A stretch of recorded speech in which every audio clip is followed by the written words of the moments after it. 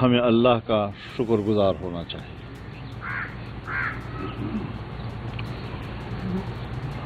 ہم ایک بار پھر پاکستانی قوم، پاکستان کا جو کاروباری طبقہ ہے، تاجر حضرات ہیں ان سے بالخصوص، اور عام آدمی اپنے بساط کے مطابق مالی جہاد میں شریک ہوں۔ سیاسی طور پر ہماری مکمل سپورٹ ان کو ہونی چاہیے۔ ہم کسی مسلمان بھائی کو اس طرح ایک سفاک کے منہ میں دینے کے لیے آمادہ نہیں ہو سکتے، اور ان کی آزادی کے حق کے لیے اپنی جنگ اور جدوجہد جاری رکھیں گے۔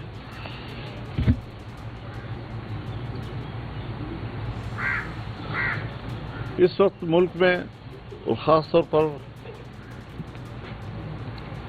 خیبر پختونخوا، بلوچستان، سندھ بدامنی کی صورتحال اب ناقابل بیان ہے۔ کوئی حکومتی ریٹ نہیں ہے کہیں پہ، مسلح تنظیمیں، مسلح گروہ دندناتے پھر رہے ہیں، اور عام لوگ نہ اپنے بچوں کو اسکولوں میں بھیج سکتے ہیں، نہ اطمینان کے ساتھ وہ کوئی بال بچوں کے لیے کما سکتے ہیں، مزدوری کر سکتے ہیں۔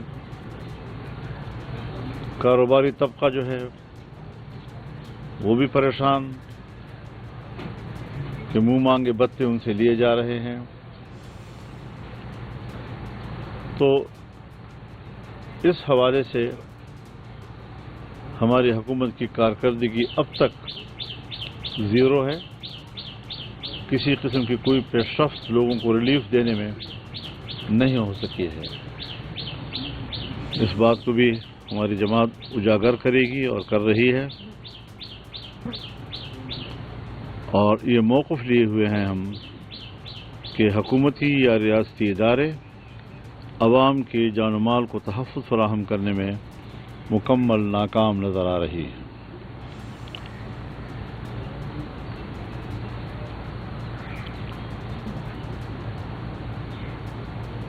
دھاندلی کے نتیجے میں قائم ہونے والی حکومت، چاہے وہ وفاق میں ہو چاہے وہ صوبوں میں ہو، عوام کے مسائل کے حل اور امن و امان کے قیام میں مکمل ناکام ہو چکی ہے۔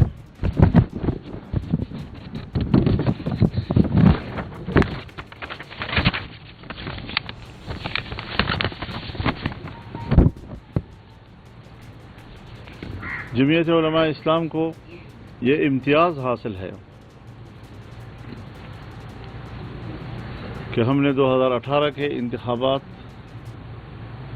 کو دھاندلی زدہ قرار دیا اور نتائج تسلیم نہیں کیے۔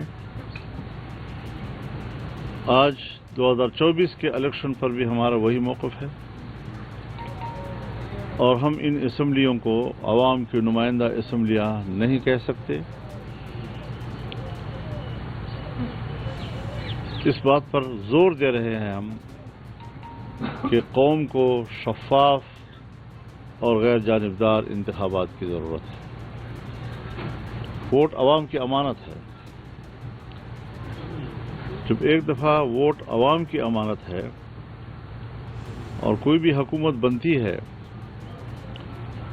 تو اس حکومت کے ہاتھ پر اگر عوام کی اکثریت بیعت کرتی ہے تو اس کے حق حکمرانی کو کوئی بھی چھین نہیں سکتا۔ لیکن یہاں مسلسل عوام کی رائے کو مسترد کیا جاتا ہے، منمانی نتائج سامنے آتے ہیں، اور سلیکٹڈ حکومتیں جو ہیں وہ قوم پر مسلط کر دی جاتی ہیں۔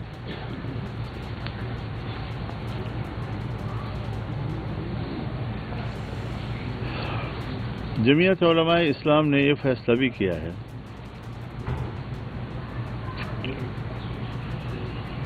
کہ ہم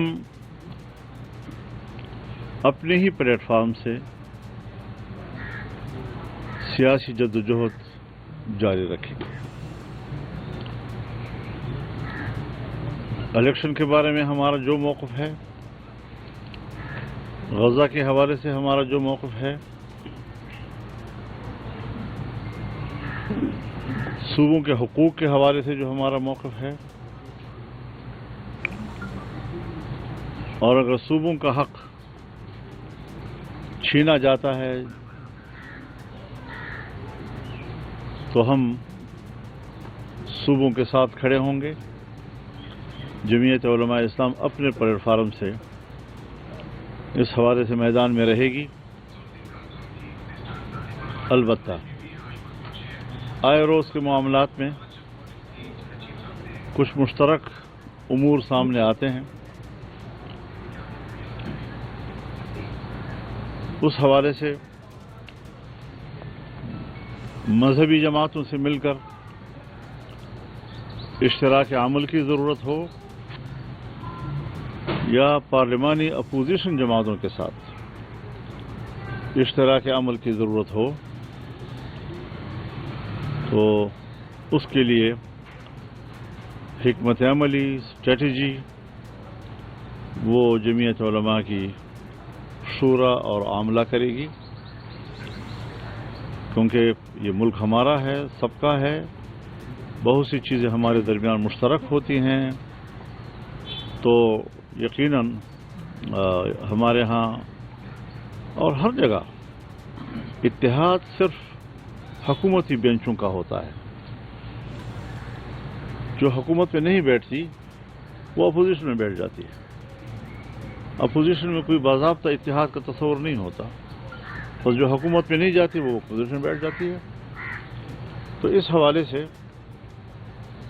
अपोजिशन का कोई अभी तक बाज़ाब्ता कोई मुअस्सर इत्तेहाद तो मौजूद नहीं है, लेकिन हम बाहमी राब्ते को बरकरार रखेंगे ताकि कहीं पर भी अगर कोई फौरी तौर पर किसी इश्तराक अमल की ज़रूरत पड़े और किसी जॉइंट एक्शन की ज़रूरत पड़े तो उसके लिए रास्ते खुले हैं, फ़ज़ा हमवार हैं और करेंगे इंशाअल्लाह। लेकिन बाकायदा एक अपोजिशन का कोई बड़ा इत्तेहाद कायम करना, उस पर हमारी जनरल कौंसिल ने हमने उनके सामने सारी बात रखी, लेकिन कौंसिल इस पर अभी आमादा नहीं है और उस पर काम की ज़रूरत होगी। एकदम से एक जश्न में शायद हम ये मकसद हासिल न कर सकें। आतिश न्यूज़ पाकिस्तान के सबसे बड़े न्यूज़ नेटवर्क का हिस्सा बनने का सुनहरी मौका। मुल्क भर से दर्ज झील आसामियों की जरूरत है।